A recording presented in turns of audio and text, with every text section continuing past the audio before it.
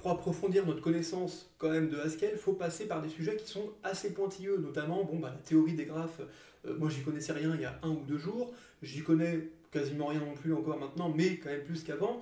Et du coup, maintenant, ce qu'on va faire, c'est vraiment voir si deux graphes sont isomorphiques. Alors moi, ça m'a fait peur, ça me fait toujours peur d'ailleurs d'en parler, mais on va quand même voilà, essayer de le faire avec des termes un peu techniques, bijection, tout ça, comment vraiment faire des algorithmes qui répondent de manière optimale à ce problème-là, hein, au lieu de brute forcer toutes les bijections possibles. Vous allez voir comment on va faire. Et maintenant pour l'explication, alors, donc là on a deux graphes, on va trouver si deux graphes sont isomorphiques. Donc on a deux graphes, je vous ai dit, on retrouve tous les nœuds à gauche, toutes les connexions à droite à chaque fois. On voit bien que... alors c'est quoi déjà, on va dire, en gros, en général, l'isomorphisme, c'est-à-dire que c'est une sorte de renommage des nœuds d'un graphe à l'autre qui en fait est cohérent. C'est-à-dire que, imaginons que là, que le nœud de 3, en fait, qui est le nœud 3 de graphe G1, en fait, ça soit en fait techniquement le nœud de 6. Si ça c'est le nœud 6, bah, techniquement, je peux avoir donc, le nœud 2 qui est le nœud 3, tu vois. Mais jamais 6. Hein. Le 4, là, s'il est renommé en 6, alors le 2, il n'est pas renommé en 6. Donc combien j'ai de possibilités techniquement de renommage de nœuds? J'en ai le nombre de nœuds étant n par exemple, donc j'en ai n factoriel. Voilà, au début, par moi, j'ai 5 ou j'ai n renommages possibles. Ensuite, tiens, j'en ai un petit peu moins à chaque fois, parce qu'à chaque fois, j'en ai pris un qui est renommé. Donc j'en ai n, à chaque fois n-1, comment dire, renommage, enfin n factoriel possible pour un nombre de nœuds. Comment est-ce que je vais trouver ça déjà? Alors, ce qui va se passer techniquement, au tout début, donc attendez, je vais retrouver ça. Voilà, on a bon, un truc qui s'appelle ISO pour voir, voilà, qui va retourner un booléen et une bijection possible entre tous ces nœuds-là. Donc une bijection, ce sera par exemple que le nœud 1 il devienne le nœud 3, donc c'est une liste de ça. Après on a quoi? On a peut-être le nœud 2 qui devient le nœud 5 ou quoi que ce soit. Donc c'est voilà, c'est un renommage cohérent qui va être ici. Et à droite on a un booléen pour dire si c'est true ou c'est false. Hein. Évidemment, si c'est false, cette liste-là elle sera vide. Bon, alors ce qui va se passer après, donc évidemment on met les deux graphes, hein, juste là, donc N1 pour dire que c'est tous les deux N2 ici. Déjà on voit s'il y a donc, si on a un renommage qui se fait de manière cohérente, on doit avoir une bijection complète entre les deux, hein, techniquement. Donc, bah, en premier lieu, il y a juste une comparaison de la longueur des nœuds, enfin, du nombre de nœuds de chaque graphe qui va être faite en entrée. Si c'est différent, évidemment, c'est mort. C'est pas isomorphique. Hein. Si on n'a pas une bijection totale qui peut se faire, c'est pas isomorphique. Hein. Bon, c'est pour ça qu'on va déjà comparer la longueur. Ensuite, un autre truc assez intéressant, donc déjà pour le nombre de nœuds, et aussi pour... Parce que si on n'a pas le même nombre de connexions, c'est pareil. C'est pareil. On ne pourra pas trouver vraiment le même nombre... Enfin, on ne pourra pas trouver un renommage constant. C'est pas possible de faire ça. Donc, pareil, on va rejeter si c'est pas la même longueur pour N1, pour le nombre de nœuds et pour le nombre de connexions d'edge possibles. Sinon, déjà, on va faire un truc, on va trouver le nombre, alors ce qu'on appelle le degré de chaque nœud. Alors, enfin, le degré, c'est quoi? C'est-à-dire que, bah tiens, par exemple, là, le nœud 1, il est connecté ici, il est connecté là, il est connecté aussi au 5, il est connecté... voilà, donc comme il est connecté à 3 autres nœuds, on dit qu'il est de degré 3. Pour le nœud, par exemple, 4, on le voit juste là, une connexion ici, une autre connexion ici, une autre connexion ici, pareil, de degré 3. Alors je vous épargne un petit peu les calculs, mais en tout cas pour ces deux graphes, tous les nœuds sont de degré 3. Mais il peut y avoir des graphes dont qui ont plusieurs degrés, en fait, par exemple, qui ont 3 degrés, et il faut savoir que deux graphes sont isomorphiques. Si par exemple, si on a 3 degrés pour chaque graphe, donc déjà, si on a un nombre de degrés différents pour deux graphiques qui ne sont pas isomorphiques.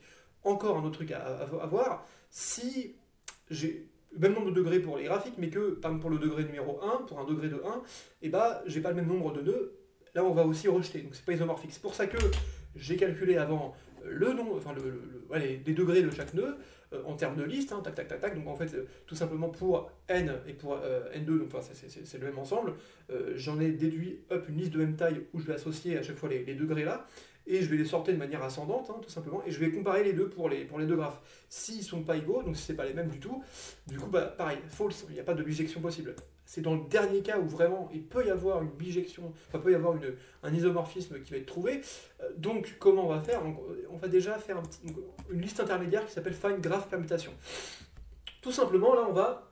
Tu vois, parce que pourquoi c'est pas mal de trouver, si tu veux, des degrés différents en fonction des nœuds? Parce que bah, si tu sais que tu en as 3 qui sont de degré 2, et bah, tu sais que tu vois, tes 3 là, qui sont de degré 2, bah, ils vont être comment dire, il y aura ce sera que des bijections possibles entre les nœuds qui ont le même nombre, qui ont le même numéro de degrés sur l'autre graphe, tu vois. Donc c'est comme ça tu vas réduire la possibilité de brute force, enfin tu vas réduire plutôt le nombre de fois que tu vas brute force, parce que tu auras déjà des compartiments par degré. Tu auras ceux qui sont de degré 1, ceux qui sont de degré 2, tu vois, les nœuds de degré 1, ils vont pas être voilà, on va pas pouvoir faire de bijection sur les nombres de degrés qui ont un degré différent de 1, quoi, tout simplement.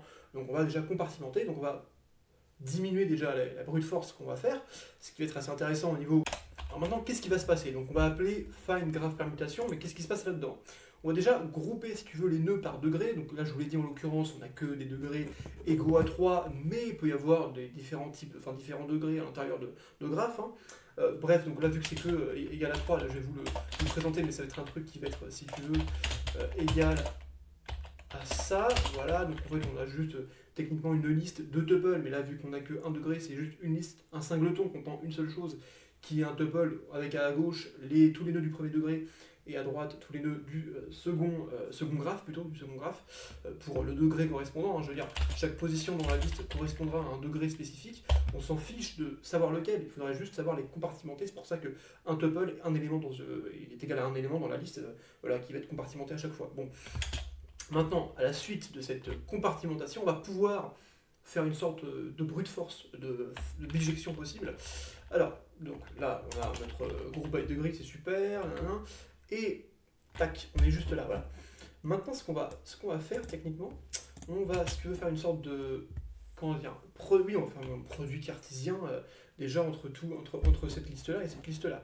Alors pourquoi on va faire ça? Parce que ça va nous servir après, vous allez voir pourquoi. Donc déjà, allons faire le produit cartésien de 1,8, voilà, donc de tout ça. Donc on a de 1 jusqu'à 8, c'est pareil, au début, les nœuds du premier graphe, c'est aussi un 8. Bon, ça nous fait, oui, donc 8 x 8, ça fait 64, hein, si je fais ça, donc déjà 64 combinaisons, c'est pas beaucoup, bref, ok, mais comment maintenant je vais prendre des données là-dedans, faire des permutations, c'est un peu bizarre, je ne sais pas comment faire. J'aimerais bien, si tu veux, avoir un truc, tu vois, parce que là, ce qui est pas mal, c'est j'ai du 1 qui est à chaque fois permuté à tous les autres éléments ici, jusqu'à la fin du deuxième nœud, hein, tout simplement, donc 1 voilà, jusqu'à 8, ensuite je passe au deuxième, etc. Donc j'aimerais bien maintenant les compartimenter.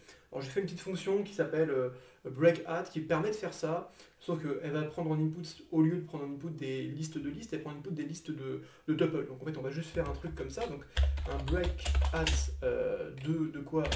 Un truc, donc on va juste mapper avec une lambda techniquement, si tu veux, on va extraire ça, donc on va faire xy, on sait que c'est juste des listes de deux trucs, de deux valeurs, et on va les mapper en fait à des tuples, donc xy, et j'aurais pu faire un break_add qui prend directement des listes de listes, mais bon, je l'ai fait dans un cas un peu plus général, donc c'est pour ça que je suis obligé de le mapper avant de transformer cette liste de listes en liste de tuples.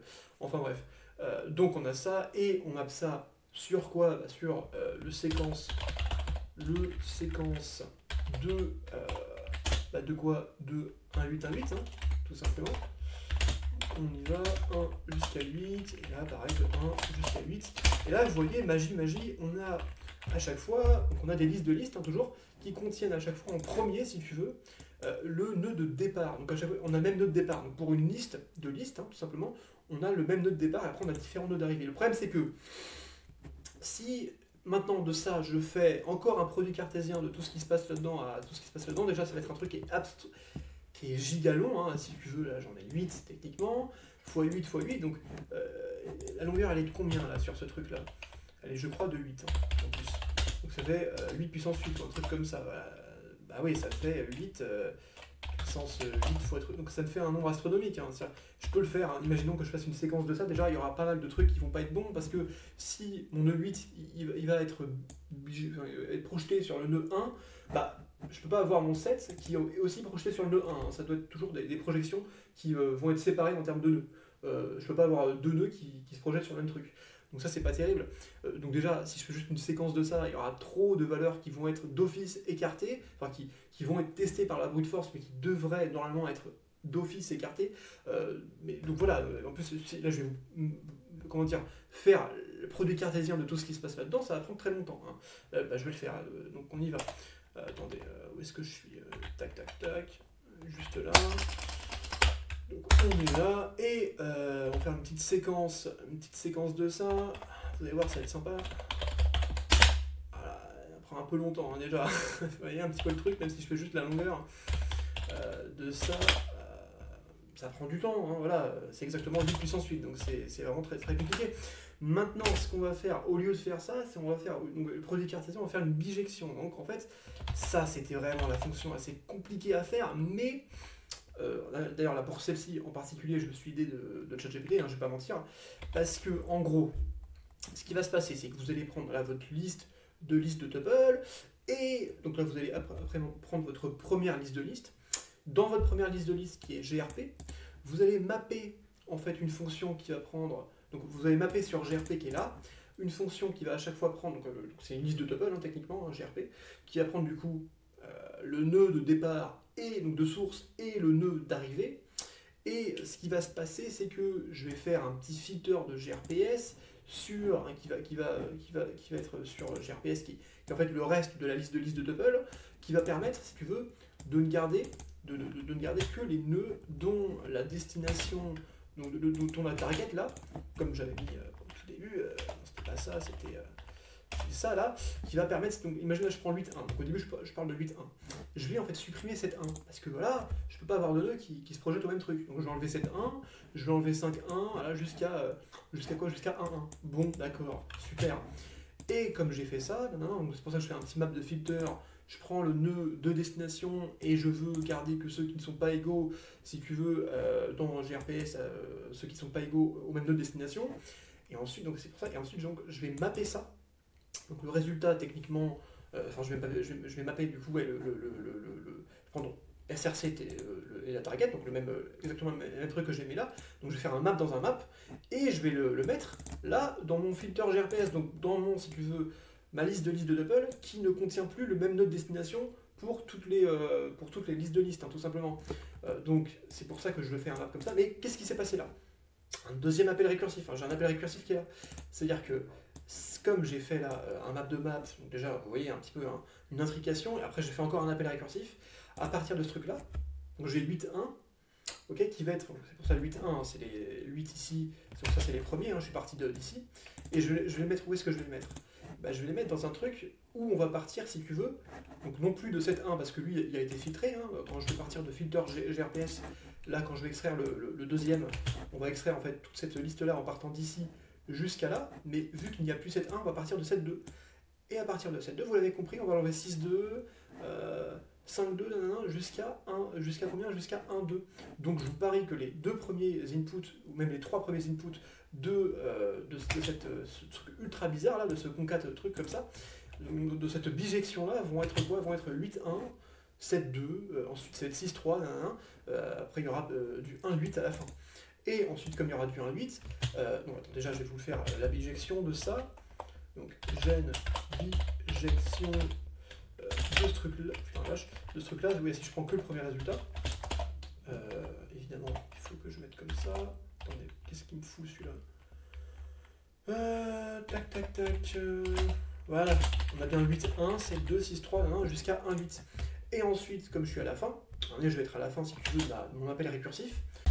Ok, donc je disais, donc à partir maintenant de cet output-là, hein, qui est juste là, comment est-ce que maintenant je peux prédire l'output suivant hein, techniquement? Bah, en fait, j'ai l'habitude de dire que lorsqu'on lance des appels récursifs dans une fonction, il faut se dire, j'en ai lancé un ici, mais est-ce que j'en ai pas lancé un autre en même temps que je l'ai lancé, mais avec un input différent? C'est à peu près maintenant pareil, c'est juste qu'au lieu de faire un appel récursif avec vraiment le même nom de la fonction, on a lancé en fait des maps. Donc là, on a vraiment des maps qui sont intriquées. Et d'autant plus des maps qui sont intriquées que dans un des maps qu'on a intriqué, on a lancé encore, si tu veux, un appel récursif. Donc là, à un moment donné, quand je suis à 1.8, qu'est-ce qui se passe? Bah, je vais remonter d'un cran au-dessus. Et quand je remonte d'un cran au-dessus, et bah, je suis à la map de quoi? Je suis à la map, si tu veux, donc qu'est-ce que j'avais dit? De celui-là, là, de 2.7 en fait, techniquement. Et donc, comme je suis à 2.7, je vais passer à celui d'après. Donc quoi, ça va être un truc de type 2.8, et si c'est 2.8, et donc je vais filtrer tout ce qui se termine par 8 après, donc bah, je vais filtrer 1.8, et donc ce qui va me rester, donc comme j'avais filtré tout ce qui se terminait avant par de 1 à 6, c'est là que je vais filtrer ce qui va se terminer par 8, et il va juste me rester 1.7. Donc techniquement, ça va passer de 2.7 à 2.8, tout le reste va pas changer, et ça va passer de 1.8 à 1.7. Tu vois, il y aura un petit switch. Et en même temps, hop là, on va voir ce qui va se passer. Parfait, là ça bouge pas jusqu'à là, hein, ok, super. Et là ça va passer, tu vois, parce que je vais faire un map, hop là, on a pris le truc d'après. Et comme j'ai filtré ce qui se terminait, non pas par 7 mais par 8, juste à ce qui se trouvait après, il me restait plus que, non pas un 8, mais il me restait du coup un 7, voilà. Et donc comme ça, vous avez tout ce qui se passe. Donc c'est une bijection. Alors, la longueur de cette bijection totale, combien elle fait? Alors, attendez, on a une sorte d'intuition, mais c'est une sorte de... Peut-être 8 factoriel, peut-être? Est-ce que ça c'est 8 factoriel? 8 fois 7 fois 6 fois 5 fois 4 fois 3 fois 2? Ouais, c'est 8 factoriel, et c'est ce qu'on a bien vu, hein. C'est combien de choix tu as de projection de nœuds, enfin de projection de nœuds. Au début, tu as n nœuds, après tu as n-1, donc le choix il va se diminuer à n-1, donc c'est n factoriel, tu vois. Parce qu'à partir de celui-là, après, bref, vous avez compris le truc, quoi. Donc oui, c'est bien n factoriel. L'intuition était bonne. Et donc, une fois qu'on a fait cette bijection-là, il y a tout simplement à tester ensuite avec la fonction. Donc là déjà qu'on a fait la bijection qui est juste là, on l'a appelée ici, et voilà. Alors là un truc très intéressant, oula, tac, on va encore optimiser si tu veux notre algorithme en ne faisant pas toutes les bijections possibles d'un coup. On va prendre parti du caractère lazy, du caractère paresseux de Haskell, en faisant... Alors là, tu vois, quand tu fais ça, tu te dis, putain, mais je vais faire toutes les bijections. Mais non, là, tu as juste promis de faire toutes les bijections. Il y a juste, à partir de ce moment-là, quand tu vas faire un case de filter de...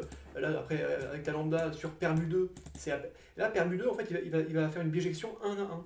Tac, tac, tac, jusqu'à ce que quoi?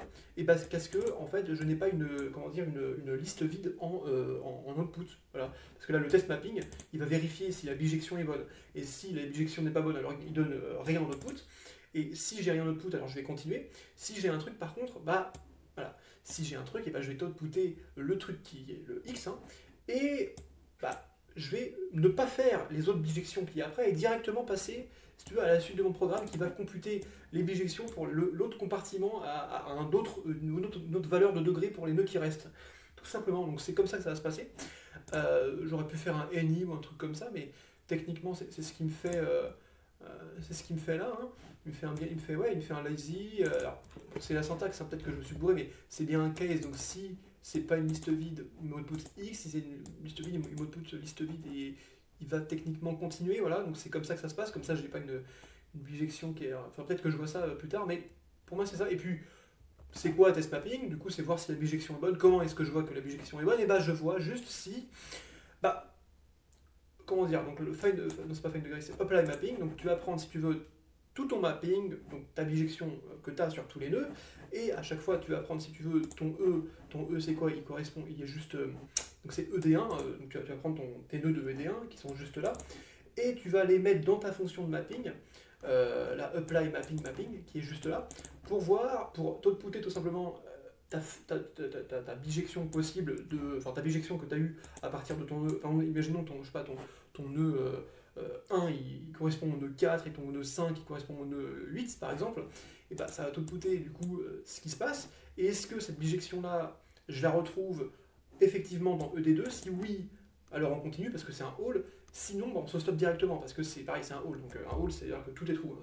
Si je fais un all d'une lambda par exemple, je prends x, et si x par exemple on dit que si modulo par exemple de x2 est égal à 0 et que je mets un truc que des trucs divisés par 2, alors il met true. Par contre si je mets un truc qui n'est pas divisé par 2, bon, évidemment il met false, hein, voilà. Même si je le mettais au tout début, il m'aurait fait false, il m'aurait pas exécuté, tu vois. Il n'aurait pas exécuté les nombres d'après, il aurait directement mis false. Donc c'est comme ça que ça marche, hein, tout simplement. Donc c'est un petit peu l'overview de comment voir si deux graphes sont isomorphiques. C'est comme ça, voilà, tout simplement. Et en fonction, si tu vois que toutes les bijections, tu les retrouves en effet dans ton ED2, donc dans tes edges de l'autre nœud à partir de ton edge de... Donc tu prends ton edge de 1, hop là, tu vas faire une bijection que tu as trouvée. Et si en effet, de tous tes résultats de bijection que tu as dans ED1, tu les retrouves bien dans ED2, bah alors c'est bon. Hop, tu as trouvé une bijection, du coup les deux graphes sont isomorphiques. Il suffit d'en trouver une. Tu trouves une bijection, alors ils sont isomorphiques. Voilà un petit peu pour l'overview de l'algorithme. Voilà. Prochaine vidéo, sera sur les arbres couvrants. Voilà, prochaine vidéo sur les arbres couvrants. Ça va être aussi très sympathique. Bah, j'ai passé quand même un jour à faire ça parce que j'y connaissais rien au début, mais bon, ça vaut le coup, je pense. Allez.